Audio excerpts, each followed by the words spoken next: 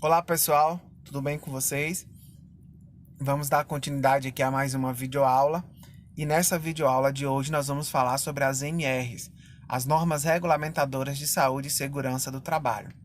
A gente viu que a biossegurança é um conjunto de normas que visa proteger a saúde e garantir a segurança do trabalhador no ambiente de trabalho. Mas para que essas regras sejam cumpridas, é preciso que algumas leis entrem em vigor e que algumas leis passem a atuar. Essas leis, esse conjunto de normas aí, a gente chama de NR. O que seriam então essas NRs? Elas podem ser definidas como um conjunto de disposições e procedimentos técnicos relacionados à segurança e à saúde do trabalhador que desempenha uma determinada atividade ou função. Então, para cada atividade ou função, existem normas que vão garantir a segurança e a saúde desse trabalhador durante o seu desempenho. E a quem interessa, então, essas normas regulamentadoras? Quem é que deve cumprir as leis que estão previstas por essas normas? As NRs são de observância obrigatória, ou seja, são de obrigação das empresas privadas e públicas, dos órgãos públicos da administração direta e indireta e pelos órgãos dos poderes legislativo e judiciário, que possuam empregados regidos pela Consolidação das Leis do Trabalho, pela CLT. Então, toda empresa que possui empregados contratados pela CLT, ela precisa cumprir essas normas regulamentadoras para garantir a saúde e a segurança dos seus trabalhadores, inclusive dos trabalhadores da saúde. Se são normas, elas precisam ser cumpridas. Se elas devem ser cumpridas, é preciso que alguém garanta o cumprimento dessas normas. Então, a gente fala aí da existência também de alguns órgãos competentes, alguns órgãos fiscalizadores. Quais são eles? Primeiro, a gente tem a Secretaria de Segurança e Saúde do Trabalho, a SST, que ela abrange o nível nacional, ou seja, ela fiscaliza os órgãos em todo o país, É um órgão de âmbito nacional que compete à coordenação, orientação e o controle e supervisão das atividades relacionadas com a segurança nacional e medicina do trabalho. Ela ainda fiscaliza o cumprimento dos preceitos legais e regulamentares sobre a segurança e medicina do trabalho em todo o território nacional e supervisiona as atividades relacionadas com a segurança e medicina do trabalho, como, por exemplo, a Campanha Nacional de Prevenção de Acidentes do Trabalho, a CAMPAT, e o Programa de Alimentação do Trabalhador, a PAT. Então, nós temos aí um órgão que atua em todo o Brasil, no território nacional, no topo da hierarquia neste caso, Mas nós também temos os órgãos regionais, que são as Delegacias Regionais do Trabalho, as DRTs, O que esse órgão faz? Ele é um órgão regional competente para executar as atividades relacionadas com a segurança e medicina do trabalho e ainda a fiscalização do cumprimento dos preceitos legais e regulamentares sobre a segurança e medicina do trabalho. Então, nós temos as secretarias de segurança no âmbito nacional e nós temos as delegacias regionais no âmbito regional. Quais são os principais objetivos, então, das normas regulamentadoras? Para que elas servem? O que elas visam alcançar? Elas visam instruir os empregados e empregadores a respeito das devidas precauções que devem ser tomadas a fim de evitar acidentes de trabalho ou doenças ocupacionais. Elas também buscam preservar e promover a integridade física do trabalhador, estabelecer a regulamentação pertinente à segurança e saúde do trabalho e promover a política de segurança e saúde do trabalho dentro das empresas. Então, ela garante aí, a segurança e a saúde do trabalhador, além de realizar promoção de campanhas para prevenção, reavaliar leis e normas e, a partir daí, suspender ou alterar alguma outra portaria que possa influenciar diretamente na saúde desse trabalhador, além de promover uma política de segurança no âmbito nacional, dentro e também fora das empresas. Como eu disse, nós temos um conjunto de normas regulamentadoras. Vamos conhecer quais são elas, No momento, existe no Brasil 36 normas relativas à segurança e saúde do trabalhador, todas elas disponibilizadas pelo Ministério do Trabalho e Emprego. Quais são elas? É claro que nós vamos trabalhar daqui para frente com as normas relacionadas aos trabalhadores de saúde, mas nós precisamos conhecer essas 36 normas relativas aí às atividades de trabalho no Brasil.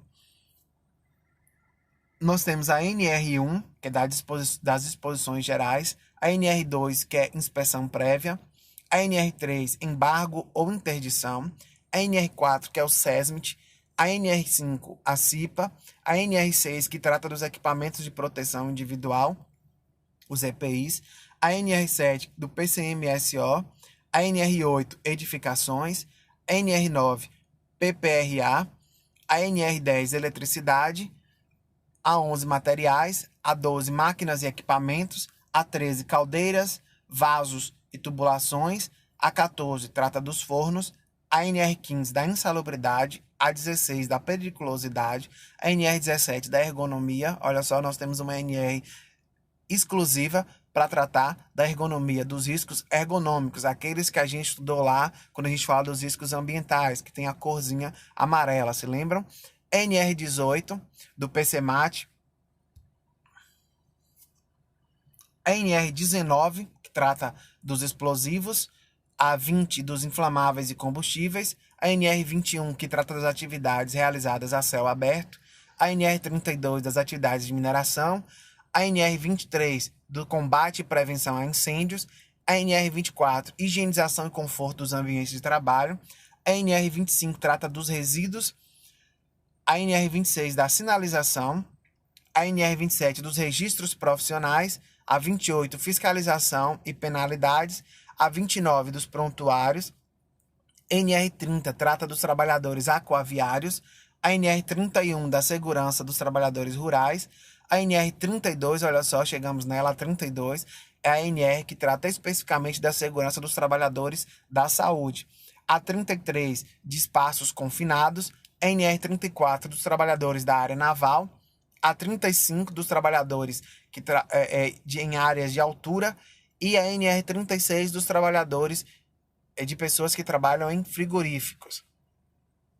Vamos conhecer, então, as NRs que estão relacionadas diretamente com os trabalhos da nossa área, da área da saúde. A NR31 é a NR das disposições gerais, ou seja, ela fala tudo que está relacionado à obrigação do trabalhador e do empregador no âmbito dessas normas regulamentadoras. Cabe, então, ao empregador, de acordo com a NR1, cumprir e fazer cumprir as disposições legais e regulamentares sobre a segurança e medicina do trabalho, elaborar ordens de serviço sobre segurança e medicina do trabalho, dando ciências aos empregados com os seguintes objetivos: prevenir atos inseguros no desempenho do trabalho, e aí a gente já sabe a diferença entre ato inseguro, condição insegura, não é isso? A gente já viu isso em sala de aula. 2. Divulgar as obrigações e proibições que os empregados devem conhecer e cumprir antes e durante e até mesmo após a realização de alguma atividade.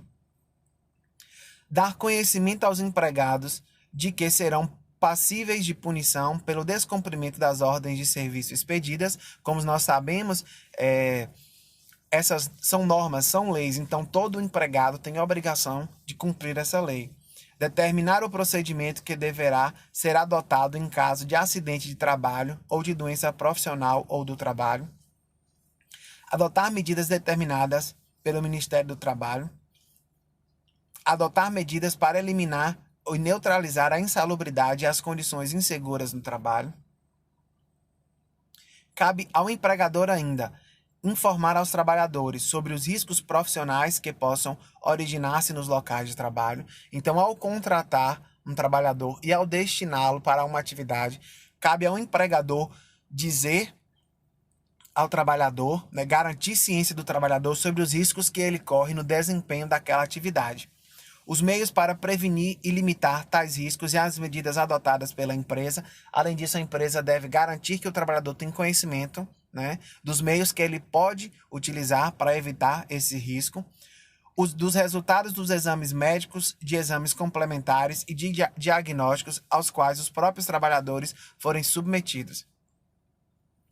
Cabe ao empregador ainda informar aos trabalhadores os resultados das avaliações ambientais realizadas nos locais de trabalho, ou seja, quando o empregador faz uma avaliação do local de trabalho, fazendo o levantamento de quais são os riscos ambientais que os trabalhadores estarão submetidos ao adentrarem aquele ambiente, lembram do mapa de risco que nós já comentamos? Então, o empregador ele tem a obrigação de informar aos trabalhadores quais são os riscos que possuem naquele ambiente.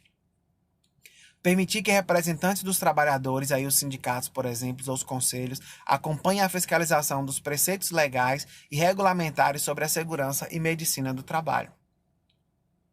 Cabe agora ao empregado, cabe ao trabalhador, cumprir as disposições legais e regulamentares sobre a segurança e medicina do trabalho, inclusive as ordens de serviço expedidas pelo empregador, usar sempre o EPI fornecido pelo empregador, submeter-se aos exames médicos previstos nas normas regulamentadoras, colaborar com a empresa na aplicação das normas regulamentadoras também. Então, além de ser uma obrigação do empregador, ou seja, de quem contrata, né, garantir o cumprimento dessas normas regulamentadoras, também é obrigação do trabalhador. Cada trabalhador tem uma função a desempenhar no cumprimento dessas normas regulamentadoras. Ele é obrigado a tal. Cabe ao empregado também constituir ato faltoso e recusa injustificada do empregado ao cumprimento de dispostos no item anterior. O não cumprimento das disposições legais e regulamentares sobre a segurança e medicina do trabalho acarretará ao empregador a aplicação de penalidades previstas na legislação pertinente, ou seja, o trabalhador pode sofrer algum tipo de sanção, até mesmo multa ou demissão por justa causa, caso ele não cumpra o que está estabelecido na norma regulamentadora. As dúvidas suscitadas e os casos omissos verificados na execução das NR serão decididas pela Secretaria de Segurança e Medicina do Trabalho. E a gente vai falar da primeira NR aí, né, que está diretamente ligada ao nosso trabalho, que é a NR4 relacionada aos serviços especializados, né? Por exemplo, nós temos o SESMIT, que é o Serviço Especializado em Engenharia de Segurança e Medicina do Trabalho. As empresas privadas ou públicas que possuem empregados regidos pela CLT, pela Consolidação das Leis Trabalhistas, manterão obrigatoriamente serviços especializados em engenharia e segurança e medicina do trabalho, com a finalidade de promover a saúde e proteger a integridade do trabalhador no local de trabalho. Então, o que seria esse serviço especializado, né?